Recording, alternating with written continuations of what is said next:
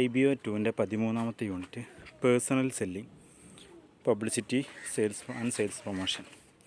വളരെ സിമ്പിളായിട്ടുള്ള unit. Just വിഷയം മനസ്സിലാക്കി കഴിഞ്ഞാൽ ഒരു 20 മാർക്കിൻ്റെ ക്വസ്റ്റ്യനൊക്കെ വന്നു കഴിഞ്ഞാൽ സിമ്പിളായിട്ട് നമുക്ക് അറ്റൻഡ് ചെയ്യാൻ പറ്റുന്ന ഒരു യൂണിറ്റാണ്. പേഴ്സണൽ സെല്ലിംഗ് എന്ന് പറഞ്ഞാൽ എന്താ? ഡയറക്റ്റ് കസ്റ്റമേഴ്സിൻ്റെ അടുത്തേക്ക് ചെന്നിട്ട് സാധനം വിൽക്കുന്ന പരിപാടി. ഇപ്പോൾ സാധാരണഗതിയിൽ ഹോൾസെയിലേഴ്സ്, റീറ്റെയിലേഴ്സ്, അങ്ങനെ കസ്റ്റമേഴ്സ് കടയിൽ പോയി വാങ്ങുന്ന ആ ഒരു ശൈലിയല്ലേ ഉള്ളത്. അതല്ലാതെ നമ്മുടെ വീട്ടിലേക്കൊക്കെ വന്നിട്ട് ഡയറക്റ്റ് നമ്മളായിട്ട് കോൺടാക്ട് ചെയ്തിട്ട് സെയിൽ നടത്തുന്ന ആ ഒരു പരിപാടി ഉണ്ടല്ലോ, അതിനാണ് പേഴ്സണൽ സെല്ലിംഗ് എന്ന് പറയുക. അതായത് ആളുകളെ പറഞ്ഞ് അവരെ കൊണ്ട് വാങ്ങിപ്പിക്കുന്ന ഒരു ശൈലി. It involve face to face conversation with the buyer and convince them to buy the product. അതുപോലെ സെയിൽസ്മാൻഷിപ്പ് എന്ന പേരും ഇതിനുണ്ട്. ഇങ്ങനെ പേഴ്സണൽ സെല്ലിംഗ് നടത്തുന്നതുകൊണ്ട് സെല്ലർക്കും അതേപോലെ കസ്റ്റമേഴ്സിനുള്ള ചില മെറിറ്റ്സ് അല്ലെങ്കിൽ ചില ഇമ്പോർട്ടൻസ് പറയണം. ഒരു സെല്ലറെ സംബന്ധിച്ചിടത്തോളം കസ്റ്റമേഴ്സിനെ ബൈ ചെയ്യാൻ, നല്ലോണം പ്രൊമോട്ട് ചെയ്യാനും അവരൊക്കെ അത് വാങ്ങിപ്പിക്കാൻ കഴിയും. അതുപോലെ തന്നെ കസ്റ്റമേഴ്സിൻ്റെ മൂഡ് അനുസരിച്ച് നമ്മളെ പ്രൊഡക്റ്റിനെ ഇൻട്രൊഡ്യൂസ് ചെയ്യുന്ന ശൈലി നമുക്ക് മാറ്റാൻ കഴിയും. വളരെ ഫ്ലെക്സിബിളാണ്. അതായത് സാധാരണ നമ്മളൊരു പരസ്യം ചെയ്യുകയോ അല്ലെങ്കിൽ ഒരു ഷോപ്പിൽ വെക്കും പോലെയല്ല. ഇവിടെ നമ്മൾ ഓരോരുത്തരുടെയും വീട്ടിലേക്കോ അല്ലെങ്കിൽ അവർ പേഴ്സണലി ചെല്ലുമ്പോൾ അവരപ്പോഴത്തെ മൂഡിനനുസരിച്ച് നമുക്ക് നമ്മളെ വിൽപ്പന തന്ത്രം മാറ്റാൻ കഴിയും. അതുപോലെ തന്നെ കസ്റ്റമറുമായിട്ട് നല്ലൊരു റിലേഷൻഷിപ്പ് കാത്തു സൂക്ഷിക്കുന്നതുകൊണ്ട് തന്നെ അവരുടെ ടേസ്റ്റ് ആൻഡ് പ്രിഫറൻസ് മനസ്സിലാക്കാൻ കഴിയും. പ്രധാനമായിട്ടും പുതിയ പ്രൊഡക്റ്റ് നമ്മൾ മാർക്കറ്റിലേക്ക് ഇറങ്ങുമ്പോൾ നമ്മൾ പുതിയ പ്രൊഡക്റ്റ് ആളുകൾക്കിടയിൽ ഇൻട്രൊഡ്യൂസ് ചെയ്യാൻ, കാരണം കൃത്യമായതിൻ്റെ കാര്യങ്ങൾ എന്തിനാണ്, മറ്റ് പ്രൊഡക്റ്റിനേക്കാൾ അതിൻ്റെ ഉപകാരം എന്താണെന്നൊക്കെ മനസ്സിലാക്കി കൊടുക്കേണ്ടി വരുമല്ലോ. അതിനൊക്കെ പേഴ്സണൽ സെല്ലിംഗ് വളരെ ഉപകാരപ്പെടും. അതുപോലെ തന്നെ ഒരു കസ്റ്റമറെ സംബന്ധിച്ചിടത്തോളം കസ്റ്റമറിൻ്റെ താല്പര്യം എന്താണ്, അവരുടെ ഫാഷൻ എന്താണ്, അവരുടെ പ്രിഫറൻസ് എന്താണ്, അവരുടെ ടേസ്റ്റ് എന്താ എന്ന് കൃത്യമായിട്ട് തൻ്റെ ബയർക്ക് മനസ്സിലാക്കി കൊടുക്കാൻ കഴിയും. നമ്മുടെ മനസ്സിൽ നമുക്കൊരു പ്രൊഡക്റ്റ് വേണമെങ്കിൽ നമ്മുടെ താല്പര്യം നമുക്ക് വിൽക്കുന്നതൊക്കെ പറഞ്ഞു കൊടുത്താലല്ലേ അതിനനുസരിച്ചുള്ള പ്രൊഡക്റ്റായൊക്കെ തരാൻ കഴിയുള്ളൂ. അത് കൃത്യമായിട്ട് പറയാൻ കഴിയും. അതുപോലെ തന്നെ പ്രൊഡക്റ്റിനെ പറ്റിയിട്ട്, അതിൻ്റെ യൂസിങ്ങിനെ പറ്റി, അതിൻ്റെ പ്രൈസസിനെ പറ്റിയിട്ടും ഏറ്റവും ലേറ്റസ്റ്റായ കൃത്യമായ ഇൻഫർമേഷൻ കിട്ടും. അതുപോലെ തന്നെ ഒരു എക്സ്പേർട്ടായ അഡ്വൈസ് കിട്ടുന്നത്, നമ്മുടെ വീട്ടിൽ നിന്നിട്ട് ഇപ്പോൾ ഒരു വാഷിംഗ് മെഷീൻ വിൽക്കുന്ന ആളാണെങ്കിൽ കൃത്യമായിട്ട് അതിൻ്റെ യൂസിങ് പറഞ്ഞു തരും. ഒരു എക്സ്പേർട്ടിൻ്റെ എല്ലാ അഡ്വൈസും നമുക്ക് ആ പ്രൊഡക്റ്റിനെ പറ്റിയിട്ട് കിട്ടും. അതേപോലെ തന്നെ കസ്റ്റമേഴ്സിൻ്റെ സ്റ്റാൻഡേർഡ് ഓഫ് ലിവിങ് ഇതോടുകൂടി കൂടുന്നു. കാരണം എന്ന് വെച്ചാൽ സെല്ലേഴ്സ് നമ്മളെ വീട്ടിലും നമ്മുടെ കാല് പിടിച്ച് നമ്മളോട് വാങ്ങിപ്പിക്കുന്ന, നമുക്ക് ആവശ്യമുള്ളത് നമ്മുടെ വീട്ടിൽ നിന്ന് കൊണ്ടുവരുന്നൊരവസ്ഥ, നമ്മുടെ സ്റ്റാൻഡേർഡ് ഓഫ് ലിവിങ് വർദ്ധിക്കും. അതുപോലെ തന്നെ ഒരുപാട് ആളുകൾക്ക് ലാർജ് നമ്പർ ഓഫ് പീപ്പിൾസിന് ഇതോടെ ജോലി കിട്ടുകയും ചെയ്യുന്നു. കാരണം പേഴ്സണൽ സെല്ലിംഗ് ആകുമ്പോൾ ഒരു ഷോപ്പ് വെക്കും പോലെയല്ല, ഒരുപാട് എംപ്ലോയീസ് വേണമല്ലോ. ഇതൊക്കെയാണ് പേഴ്സണൽ സെല്ലിംഗ് കൊണ്ടുള്ള ഉപകാരങ്ങൾ. ഒരു പേഴ്സണൽ സെല്ലിംഗ് നടത്തുന്നതിന് മുമ്പ് ചെയ്യേണ്ട കുറഞ്ഞ സ്റ്റെപ്പുകൾ. ഫസ്റ്റ് പ്രിപ്പറേഷൻ നടത്തണം. പ്രിപ്പറേഷൻ നടത്താൻ നമ്മളിപ്പോൾ ഒരു പ്രൊഡക്റ്റ് മാർക്കറ്റിലേക്ക് ഇറക്കുകയാണെങ്കിൽ, ഇപ്പോൾ നമ്മുടെ നാട്ടിലുള്ള ഒരു ടീം കുറച്ച് സോപ്പ് പൊടികൾ, ഇപ്പോൾ അതാണല്ലോ ഡിറ്റർജൻറ്റ് സോപ്പുകൾ, അതിൻ്റെ ലിക്വിഡുകൾ, ഇതാണ് ഇപ്പോൾ പ്രധാനമായിട്ട് പേഴ്സണൽ സെല്ലിംഗ് നടക്കുന്നത്. അങ്ങനെ ഒരു പേഴ്സണൽ സെല്ലിങ്ങിലേക്ക് നമ്മൾ ഇറങ്ങുമ്പോൾ നമ്മൾ ആദ്യം ചെയ്യേണ്ടത് പ്രിപ്പറേഷൻ. നമ്മളെ പ്രൊഡക്റ്റിനെ പറ്റിയിട്ടും നമ്മളെ കമ്പനിയെ പറ്റിയിട്ടും അതിൻ്റെ യൂസേജും അതിൻ്റെ പ്രൈസുകളും കൃത്യമായിട്ട് പഠിക്കണം. എന്ത് ചോദ്യം നമ്മളിലേക്ക് വന്നാലും ആൻസർ ചെയ്യാൻ പറ്റണം. രണ്ടാമത്തെ പ്രോസ്പെക്റ്റിംഗ് പറഞ്ഞാൽ നമ്മളെ കസ്റ്റമേഴ്സിനെ പറ്റിയിട്ട് പഠിക്കണം. ആരിലേക്കാണ് നമ്മൾ ഇറങ്ങുന്നത്, അതിൽ വാങ്ങാൻ സാധ്യതയുള്ള കസ്റ്റമേഴ്സൊക്കെ, പിന്നെ അവരുടെ സ്വഭാവങ്ങൾ എന്തൊക്കെ, ഇങ്ങനെ തുടങ്ങിയിട്ട് നമ്മളെ കസ്റ്റമേഴ്സിനെ പറ്റി എന്ന് പറഞ്ഞാൽ ഐഡൻറ്റിഫൈ ദ പൊട്ടൻഷ്യൽ കസ്റ്റമർ എന്നാണ്. സാധ്യതയുള്ള കസ്റ്റമേഴ്സിനെ കണ്ടെത്താണ് പ്രോസ്പെക്റ്റിംഗ് ഉദ്ദേശം. Next pre approach. നമ്മൾ കസ്റ്റമേഴ്സിലേക്ക് നേരിട്ട് ഇറങ്ങി ചെല്ലുന്ന ആ ഒരു യഥാർത്ഥ പ്രവർത്തനത്തിനാണ് അപ്രോച്ചിങ് എന്ന് പറയുക. അവർ അപ്രോച്ച് ചെയ്യുന്നത്. അതിന് പ്രീ അപ്രോച്ച്, അതായത് നമ്മൾ ഒരു കസ്റ്റമറിലേക്ക് പോകുമ്പോൾ ആ കസ്റ്റമറിനെ പറ്റി അയാളുടെ വ്യക്തിപരമായ വിഷയങ്ങൾ, അയാളുടെ ഏജ്, അയാളുടെ ജോലി, അയാളുടെ പിന്നെ സാലറി എത്രയാണ്, ഇങ്ങനെ തുടങ്ങിയിട്ട് അയാളുടെ വ്യക്തിപരമായ കാര്യങ്ങൾ നമ്മൾ പഠിക്കണം. അതാണ് പ്രീ അപ്രോച്ച്. നെക്സ്റ്റാണ് അപ്രോച്ച്. നേരെ നമ്മളെ കസ്റ്റമറിലേക്ക് നമ്മൾ ഇറങ്ങി ചെല്ലുന്നു, അവരോട് കമ്മ്യൂണിക്കേഷൻ നടത്തുന്ന ആ ഒരു സ്റ്റെപ്പ്. ഈ ഒരു അപ്രോച്ചിലാണ് കസ്റ്റമറെ കണ്ടിട്ട് നമ്മളെ പ്രൊഡക്റ്റിൻ്റെ ക്വാളിറ്റിയും ക്വാണ്ടിറ്റിയൊക്കെ പറഞ്ഞ് ബോധ്യപ്പെടുത്തി അവരെ അവരെ വാങ്ങിപ്പിക്കുന്നത് ഈ ഒരു സമയത്താണ്. പെർസ്യൂയിങ് ടു ബൈ, അവരെ വാങ്ങിപ്പിക്കുന്ന അതൊരു സെയിൽസ്മാൻഷിപ്പ് ശരിക്കും അവിടെയാണ് കാണുന്നത്. അവരെ കൊണ്ട് നമ്മളെ പ്രൊഡക്റ്റ് വാങ്ങിപ്പിക്കുക എന്നൊക്കെ കാണുന്നത് ആവശ്യമില്ലെങ്കിലും പറഞ്ഞിട്ട് വാങ്ങിപ്പിക്കുന്ന ചില ശൈലികൾ. അതുപോലെ തന്നെ ഡെമോൺസ്ട്രേഷൻ.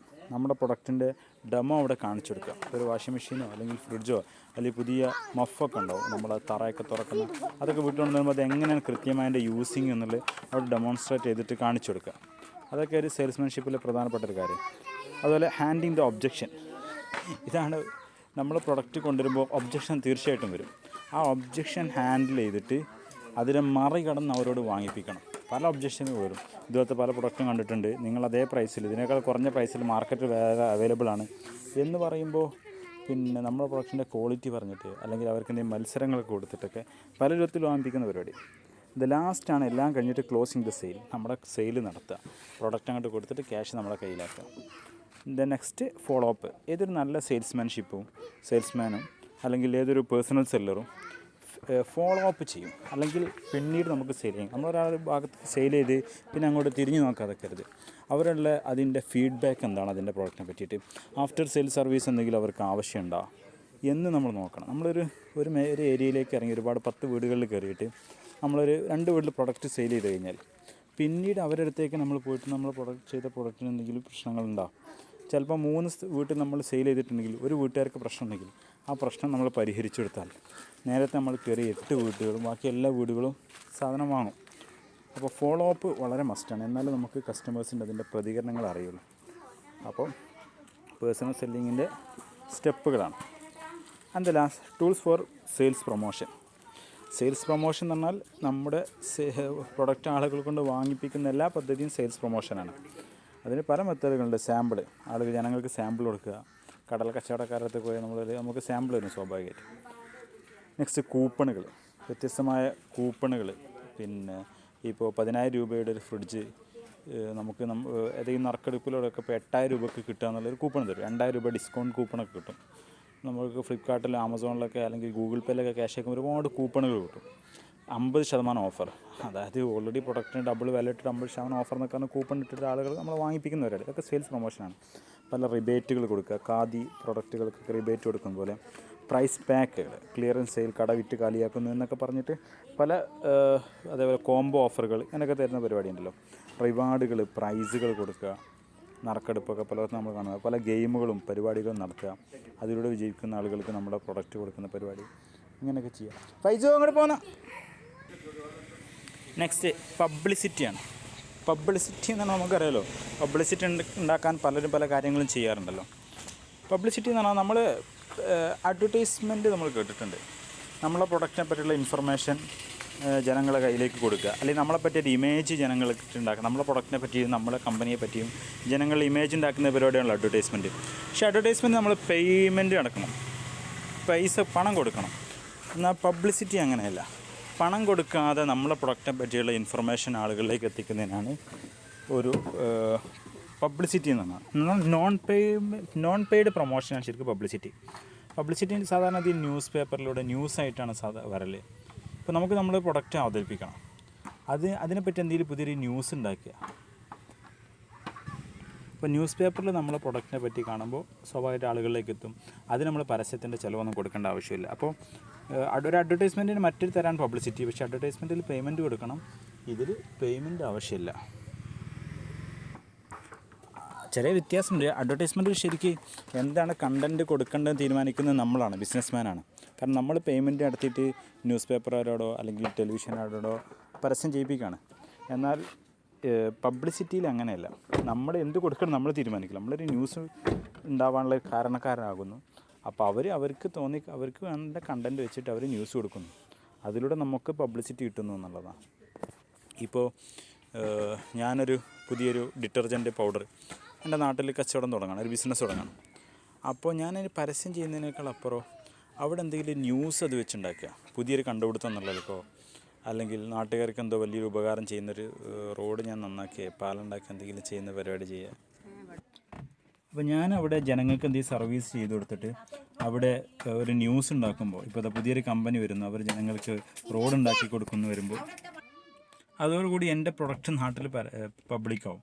എനിക്കൊരു പബ്ലിസിറ്റി കിട്ടും. എനിക്കതിനൊരു പേയ്മെൻറ്റ് നടത്തേണ്ട ആവശ്യമില്ല. അവിടെ ന്യൂസ് ഉണ്ടാവുകയാണ് ചെയ്തത്. പക്ഷേ ഇപ്പുറത്ത് ഞാൻ റോഡ് ഉണ്ടാക്കാനോ പാലുണ്ടാക്കാനോ അല്ലെങ്കിൽ അങ്ങനത്തെ എന്തോ വിഷയങ്ങൾക്ക് ചെറിയ ക്യാഷ് കൊടുക്കേണ്ടി വരും.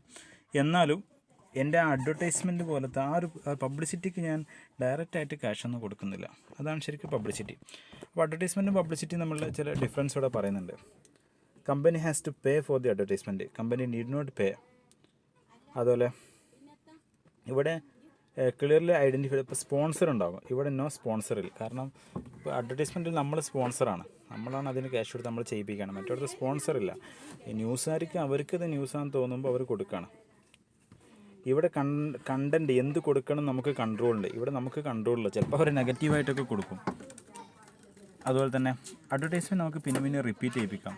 പക്ഷേ പബ്ലിസിറ്റി നമുക്ക് സാധാരണ റിപ്പീറ്റ് ചെയ്യിപ്പിക്കാൻ കഴിയില്ല. പിന്നെ അതിൻ്റെ കാരണങ്ങൾ ഉണ്ടാക്കിയല്ലാതെ കഴിയില്ല.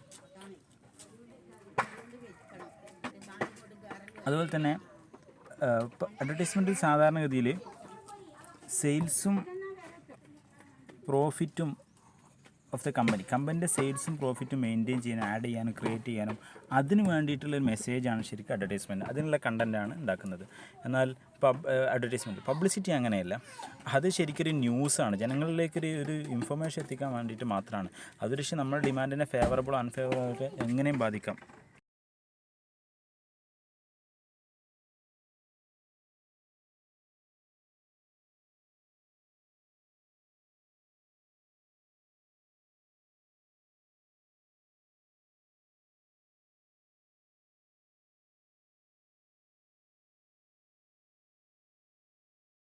അവർ പലതും പറയുന്നുള്ളത്.